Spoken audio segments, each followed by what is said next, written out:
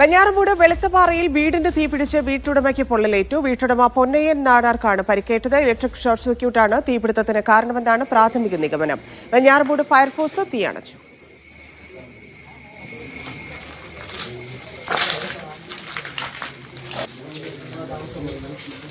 Safan B P ചേരുന്നു. സഫാൻ, എങ്ങനെയാണ് തീപിടുത്തം? വലിയ നാശനഷ്ടമാണോ?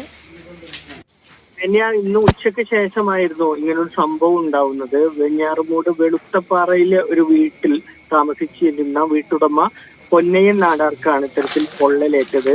ഇദ്ദേഹത്തിന്റെ പരിക്ക് ഗുരുതരമല്ലെന്നാണ് അറിയാൻ കഴിയുന്നത്. വെഞ്ഞാറമൂട് ഫയർഫോഴ്സ് സ്ഥലത്തെത്തി തീ അണച്ചിട്ടുണ്ടായിരുന്നു.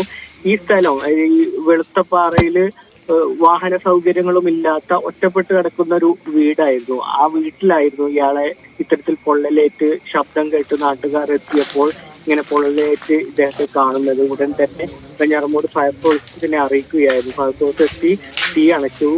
പ്രാഥമികമായിട്ട് ഷോർട്ട് സർക്യൂട്ട് ആണെന്ന് തന്നെയാണ് നിഗമനം. ഈ സ്വിച്ച് ബോർഡുകൾക്കും മറ്റും തീ പിടിച്ചതിന്റെ ദൃശ്യങ്ങളും പുറത്തു വന്നിട്ടുണ്ട്. ശരി സഫാൻ.